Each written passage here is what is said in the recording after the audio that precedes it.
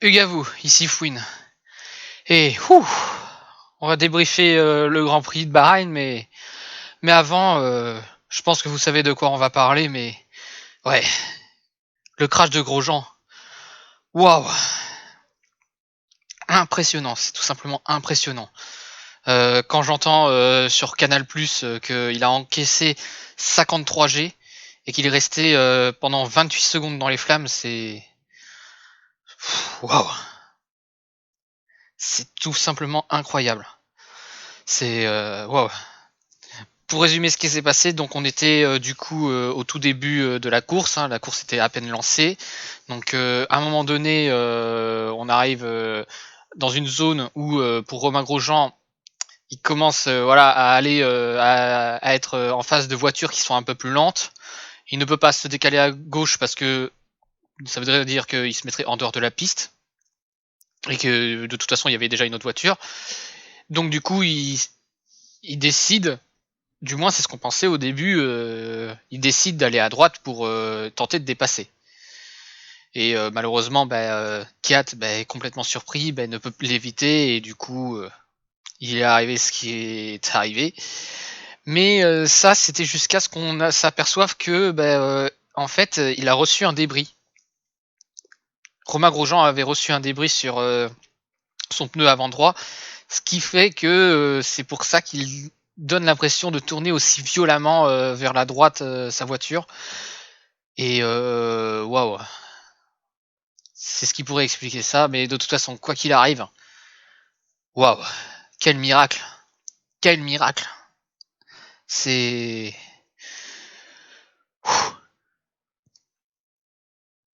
autant vous dire, et ça, je pense que toutes les personnes qui ont vu ça en direct pourront le dire. Mais en ce qui me concerne et en ce qui concerne Momo aussi, on était vraiment pas bien, hein.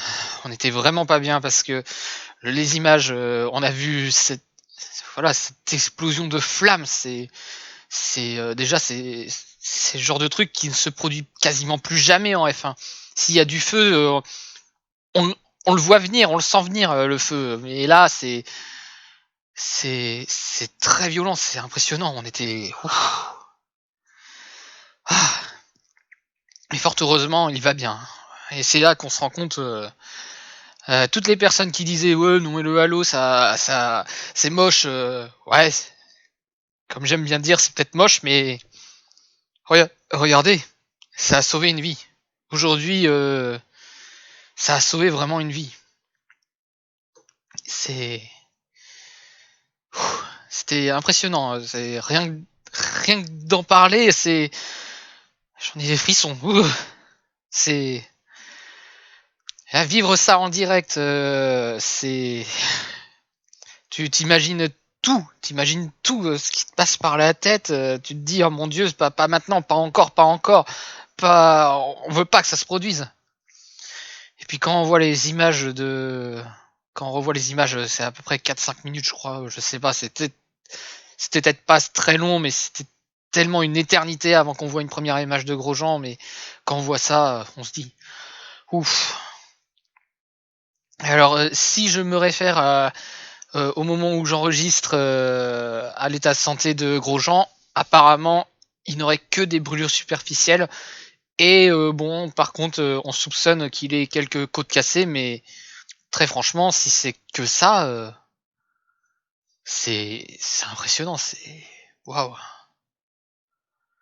Tout bonnement, c'est on se demande comment il a fait pour sortir. C'est dingue l'adrénaline que peut faire, le corps humain, que peut produire le corps humain pour ça, pour, qu'il puisse s'en sortir.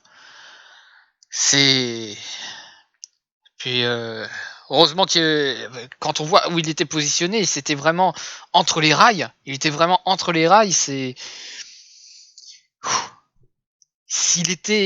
son casque était juste en dessous un rail, je n'ose imaginer ce qui aurait pu se produire. Ça aurait pu être comme Niki Lauda ou pire. Mais fort heureusement, waouh, il est encore en vie. Il est vivant et c'est ça l'essentiel, hein. Je pense que c'est ça l'essentiel à retenir, de ce Grand Prix, c'est que voilà, il est vivant, il est en vie. C'est un miracle, tout simplement. Un miracle.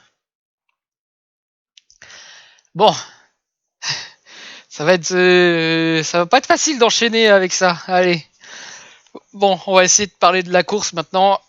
Donc, du coup, après cela, donc la course avait démarré rapidement. Donc, il y a eu un peu plus d'une heure d'interruption, évidemment, le temps d'extraire la voiture, de mettre des rails de sécurité, des blocs de béton, et le temps que tout qu'ils puissent tout nettoyer, et s'assurer que Grosjean aille bien et qu'il aille à l'hôpital. Du coup, la course a repris. Ça n'a pas duré longtemps parce que Kiat, décidément, Kiat, le pauvre, c'était pas son jour, hein, voilà. Il provoque, il fait retourner la voiture de Lance Stroll. Drapeau jaune, pour le coup, drapeau jaune avec safety car. C'est à ce moment-là, on se disait, bon, par rapport à Grosjean, c'est sûr que Stroll à côté, bon ben, c'est quand même, voilà, c'est juste retourner le véhicule, hein, on pourrait dire. Hein. C'est rien du tout à côté. Mais voilà, l'essentiel, c'est qu'ils aillent bien. Mais c'est vrai qu'à ce moment-là, on se disait, mais punaise, on n'a pas fait un seul tour. Allez, bon. Le 9ème tour, ça a été la bonne. Et du coup, on a pu assister à beaucoup de combats entre les pilotes. Hein. Beaucoup de suspense, beaucoup de combats, beaucoup de stratégie, beaucoup de stratégie, notamment sur les pit stops. Hop là. Du coup, on va faire maintenant le petit récapitulatif par pilote. Hein, du coup. Donc Romain Grosjean, on en a déjà parlé. Lance Stroll, c'est très franchement, alors il n'avait pas fait une très bonne qualification, il n'était pas très bien classé, mais bon, c'est vrai que c'est dommage avec cette Racing Point que voilà, qu'il ait eu ça. Dommage pour lui. Est-ce qu'il aurait marqué des points? On n'en sait rien. Mais toujours est-il que voilà, c'est une grosse malchance pour Lance Stroll. Et en 18ème position, parce qu'officiellement il est classé, on va parler de Pérez. Pérez qui ne mérite absolument pas ce qui lui arrive. Sa 3ème place lui tendait les bras. Il le méritait amplement. Et d'ailleurs, il a à plus d'une reprise fait des remontées. Il a à plus d'une reprise quand il fallait redépasser les McLaren et même Albon. Mais là c'est vraiment moche, quoi. C'est le moteur qui crame à 3 tours de la fin. Sérieusement. C'est vraiment terrible pour lui. C'est 15 points de perdus et c'est voilà. La 4ème place au championnat était largement méritée. Mais bon, voilà, c'est des soucis mécaniques. Hein, voilà, ça fait partie du jeu. Mais quand même, c'est très très très très très très cher. C'est très cher payé quand même. Du coup, les Racing Pods qui sortent avec 0 points. Ça fait mal. Bon, 17ème ensuite Kevin Magnussen, 16ème Antonio Giovinazzi, 15ème Raikkonen. Bah, ils ont essayé de faire leur course, hein, voilà, là j'ai pas trop de choses à dire, hein, c'est très difficile à juger avec leur véhicule qu'ils ont. De toute façon, depuis plusieurs grands prix, je dis que c'est très difficile, mais c'est vrai que là c'est encore plus difficile hein, de juger. 14ème position Nicolas Latifi. Franchement, voilà, il commence à progresser. Hein. Bon, il est certes encore derrière son coéquipier, mais voilà, voilà, il progresse, il progresse. C'est pour 2021, il va avoir fait une année, il a son année d'expérience et il va peut-être pouvoir titiller Russell après. Bon, c'est ce qu'on espère. Hein. Mais en tout cas, voilà, Latifi, il progresse, c'est très bien. 13ème position, Sébastien Vettel.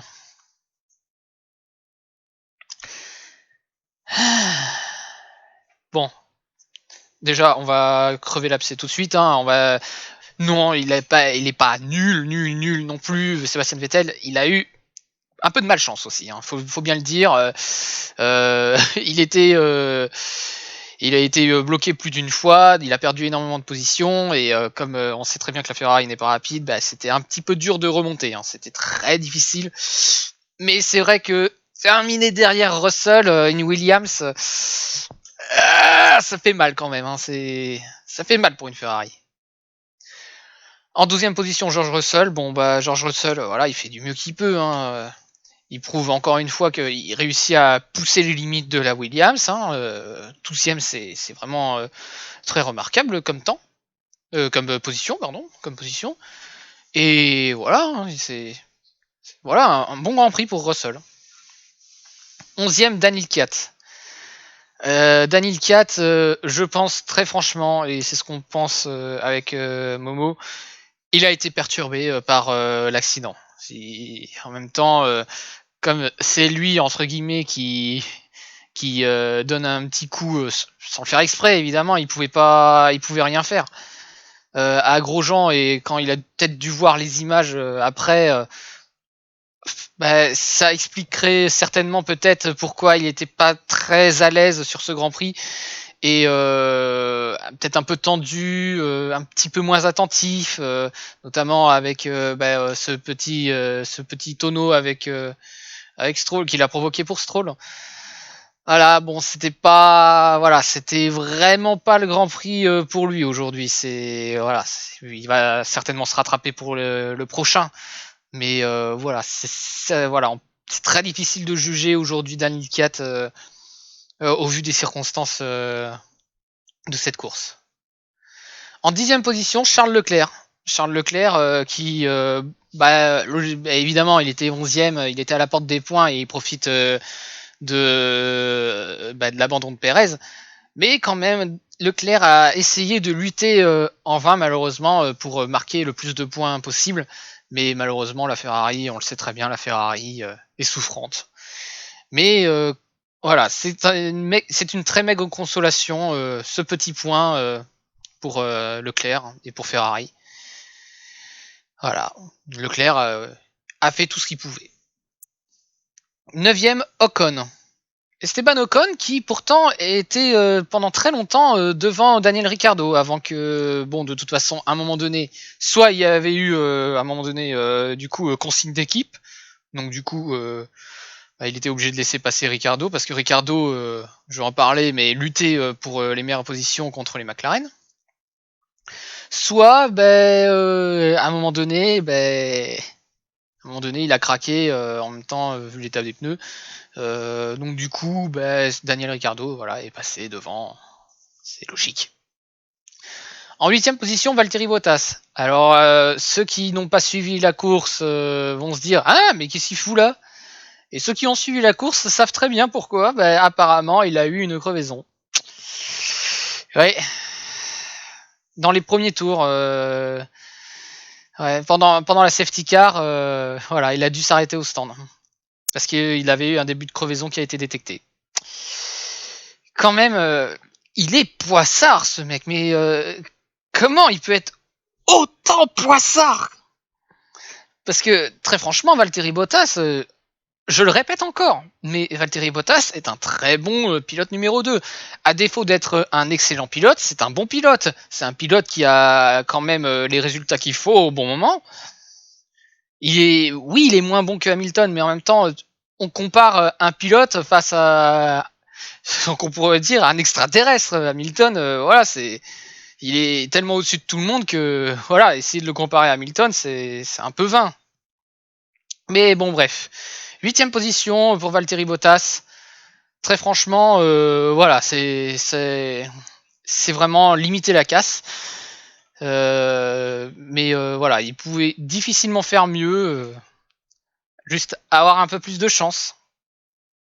Ah oui, j'ai failli oublier que il a fait un très mauvais départ par contre, hein, lors du premier start.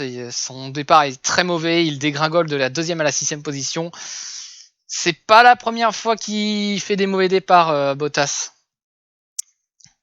Après, est-ce que ça vient de sa voiture? Est-ce que ça vient du fait que il appuie trop sur le champignon, ce qui fait qu'il dérape? Ou est-ce qu'il a pas un bon temps de réaction? Très franchement, j'en sais rien. j'en sais rien, mais c'est quand même à noter que ces départs, voilà, ils sont pas forcément réussis à chaque fois et malheureusement ça en fait partie. En 7ème position, Daniel Ricciardo qui aura lutté comme il pouvait face au McLaren et notamment face à Sainz. Parce que l'objectif était très clair pour Renault, c'était être devant McLaren. Parce que on resitue le contexte. Renault, McLaren et Racing Point se battent pour la 3ème place du championnat constructeur. Donc il est essentiel que leur pilote marque beaucoup de points. Et très franchement, Daniel Ricciardo était très bien parti pour être devant au moins une des 2 McLaren. Bon, il y a eu différentes stratégies de pneumatiques, différents pit stops, mais voilà, le résultat est que malheureusement, c'est les McLaren qui ont gagné.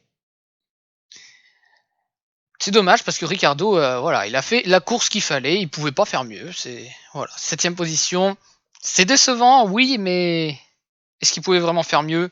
C'est très difficile. La Renault n'était pas spécialement adaptée pour ce circuit. Qu'est-ce que ça va être la semaine prochaine quand ça va être avec le même lieu, mais en mode endurance, enfin l'ovale, en mode ovale.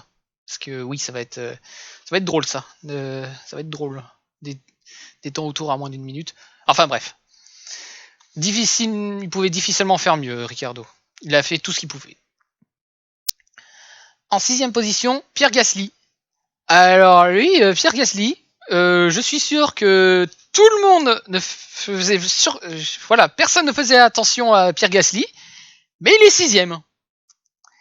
Voilà, personne n'a fait attention, même moi, je n'ai même pas fait attention particulièrement à sa course. Mais voilà, c'est le fruit d'une stratégie un peu décalée, notamment sur les pneumatiques, qui fait que il se retrouve 6ème. Voilà, le jeu des stratégies et des arrêts, il faut dire qu'en même temps, le drapeau rouge a complètement redistribué les cartes en termes de stratégie. Du coup, c'est Gasly qui s'en sort le mieux. 6ème position, franchement, chapeau bas. En 5ème et en 4ème position, Carlos Sainz et Lando Norris. Donc eux, c'était très clairement la 4ème puissance aujourd'hui. Hein, c'était clair et net. Hein. À défaut d'avoir Stroll, ils étaient quand même 5 et 6. Hein. Voilà, Stroll en moins, ils étaient plus tranquilles. Bon, comme je l'ai dit, Stroll n'était pas non plus hyper chaud, mais voilà. Ils montraient que voilà, ils étaient là, ils voulaient lutter jusqu'au bout. Ils auraient réussi à rattraper quoi qu'il arrive les Racing Point qui étaient en train de limiter la casse à ce stade. Mais bon, là, avec Perez malheureusement qui crame son moteur, là c'est vraiment l'opération parfaite pour les McLaren. Là, ils ont réussi à creuser un écart et peut-être s'affirmer en 3ème position, mais il reste encore 2 courses. Voilà. Donc ça va être très difficile de juger, voilà, de dire qui sera en 3ème position dans le classement constructeur. Mais voilà, c'est les 2 pilotes sont excellents. Hein. D'ailleurs, quand on regarde leur classement au point, on voit bien que les deux sont très similaires. Hein. C'est voilà, c'est un coup c'est Norris, un coup c'est Sainz. 86-85, voilà, c'est 2 pilotes vraiment très bons. Bref, voilà, rien à dire dessus. Ils ont piloté comme il fallait. Voilà. D'ailleurs, Norris, sacrément chanceux, entre guillemets, qu'il y ait eu ce drapeau rouge parce que il n'avait pas pu éviter une voiture parce qu'il roulait un peu plus lentement dans les premiers virages, qui fait qu'il avait pété son aileron avant. Heureusement qu'il y a eu drapeau rouge. Enfin, heureusement, on aurait préféré qu'il n'y en ait pas eu, hein, évidemment, mais ça a sauvé sa course, ça l'a sauvé. Et du coup, voilà, ça fait le classement constructeur qu'on voit. En 3ème position, Albon.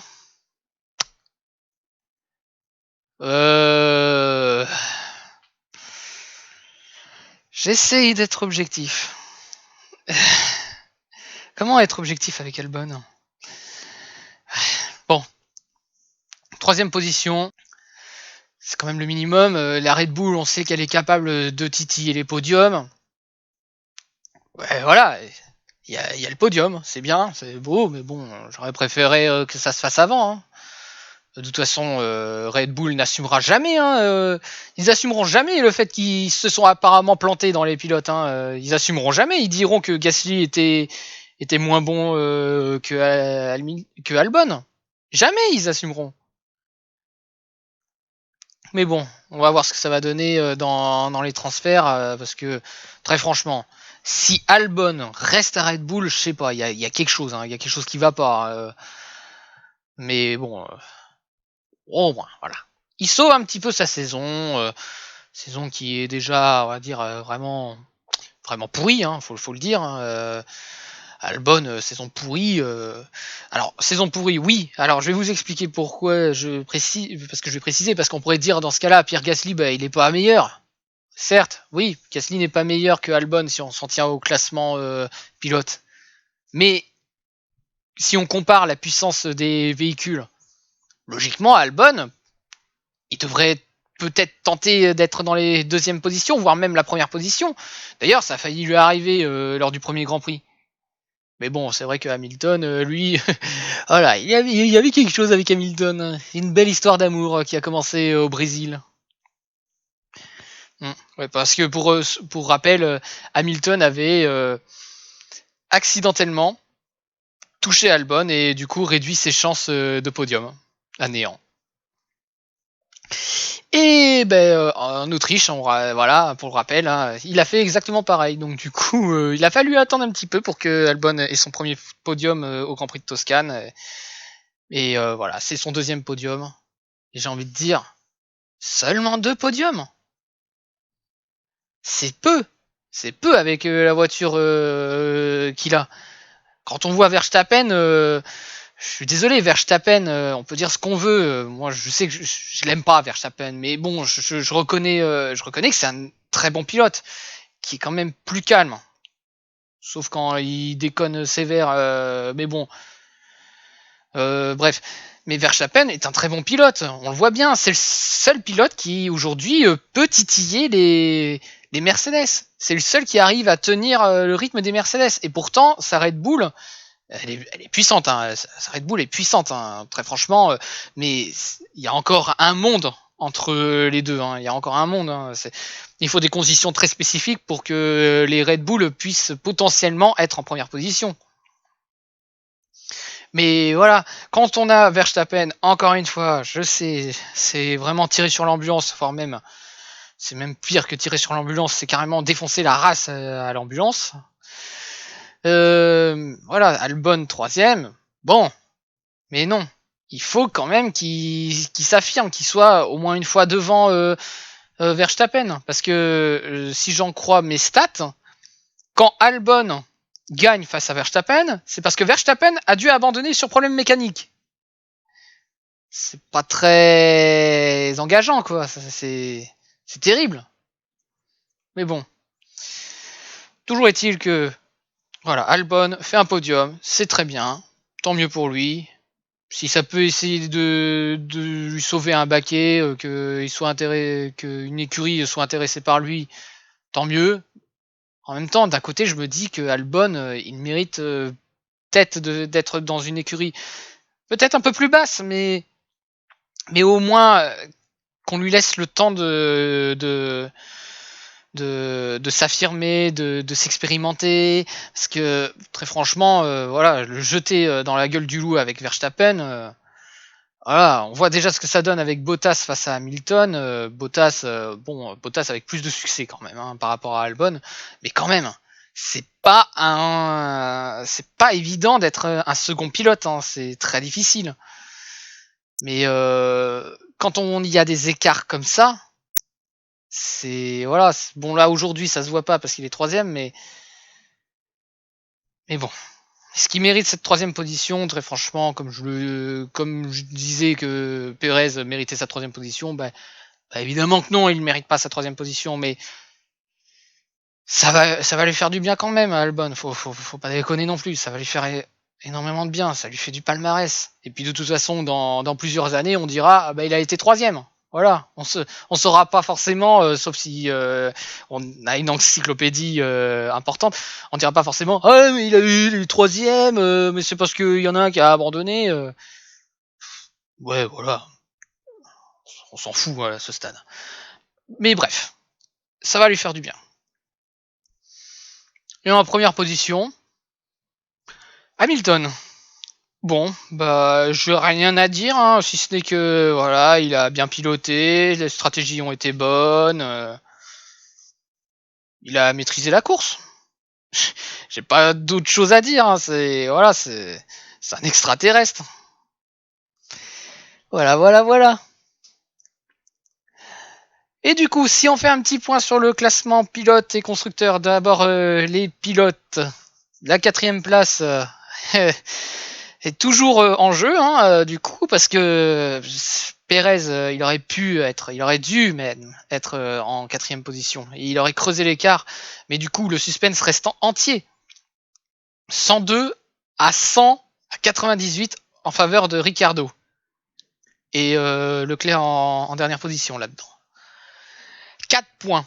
4 points et il reste 2 grands prix. C'est. Ça va être intriguant, hein. Ça va être passionnant à suivre, mais j'ai envie de dire, on va peut-être un petit peu surveiller aussi Lando Norris et Carlos Sainz, parce que certes, ils sont assez équilibrés, ils sont peut-être un petit peu derrière, mais on sait jamais sur un Grand Prix, quand on a vu ce qui s'est passé avec les Racing Point, tout peut arriver. Du coup, très intéressant. Même Albon, allez, voilà, même Albon, il peut quand même aller. C'est vrai que c'est il y a un peu moins de chance, mais quand même. La 4e place, ce n'est pas fini. À voir, voir au prochain Grand Prix. Et bon, Pierre Gasly ensuite en 10e position. Je pense très franchement que la 10e position de Pierre Gasly, c'est quoique quand même, il y a Stroll. Je suis en train de me rendre compte qu'il y a Stroll. Ah. S'il termine 10 ou 11, de toute façon, pour Pierre Gasly, ce sera une excellente saison. De toute façon, voilà, la saison de la reconsidération, la saison où il s'est affirmé, voilà, où on se dit ah oui, Gasly, en fait, il était pas mal, hein, quand même. Hein, on peut dire ce qu'on veut quand il a été à Red Bull, mais il s'en sortait bien. Voilà. Ensuite, 12e position, Esteban Ocon. Bon, je pense que ça va être maintenu sa 12e position, à moins que Vettel se réveille comme il l'a fait au Grand Prix de Turquie. Bon, c'est vrai que on va rappeler que son seul podium, c'est parce que c'est Charles Leclerc qui a fait une bêtise en voulant, fait une bêtise. C'est un peu sévère comme terme. Bah, il avait voulu dépasser un pilote, mais malheureusement il a fait une erreur et du coup il s'est fait dépasser 2 fois. Bon, mais voilà, Sébastien Vettel, est-ce qu'il peut aller remonter un petit peu pour essayer de redorer un petit peu son blason qui est déjà très sombre, hein, faut bien le dire. Hein. Vettel, cette année, comme on le dit depuis le début, c'est pas son année. Hein, c'est à voir. Daniel 4, 14e, 26 points. Et derrière, Nico Hülkenberg, les Alfa Romeo, les Haas et les Williams. D'ailleurs, les petites précisions, évidemment, mais ça, je pense très franchement qu'il va y avoir un nouveau pilote, hein, voilà, dans ce classement. Ce qui m'étonnerait pas, parce que quand on voit le choc qu'a eu Romain Grosjean, ce serait très surprenant qu'il reprenne la course la semaine prochaine. Mais voilà, moi à ce stade, moi je serais en mode, voilà, bon, on sait très bien que cette année voilà, c'est sa dernière année, mais avec un choc comme ça là je pense que le plus important c'est que déjà qu'il récupère et surtout que voilà, qu'il passe du temps avec sa famille, parce que je pense que on sait pas ce que ça fait, mais là il a vu vraiment la mort arriver et je pense que voilà, je pense que le plus important c'est qu'il prenne du temps pour lui et qu'il se rétablisse et qu'il soit avec sa famille, qu'il en profite. Parce que, waouh, après un choc comme ça, On sait pas ce qu'il pense actuellement, mais on peut qu'imaginer. Mais la violence de ce qui s'est passé, waouh. Ensuite, du coup, c'est bonne transition ça. Le classement constructeur. Ah mais attendez, j'ai oublié un truc. Du coup, Verstappen a récupéré des points sur Bottas. Est-ce que j'aurais enterré la bataille de la deuxième position un peu trop tôt? Je pense que oui, peut-être que oui, parce que l'écart est très faible maintenant. 12 points. 12 points et en 2 grands prix. Tout peut arriver. Donc, est-ce que Bottas va maintenir sa deuxième position? Est-ce que Verstappen va réussir à le dépasser? Très franchement, je vais vous dire très franchement ce que je pense. Je pense quand même que Bottas restera devant. Mais ça va pas être facile. Voilà. Maintenant, abordons le classement constructeur.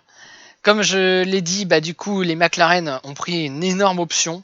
Du coup, 171 points à 154 par rapport à Racing Point. Les Renault, ils ont fait ce qu'ils pouvaient, mais malheureusement, bah, faut bien avouer que c'est pas une très bonne opération. 144.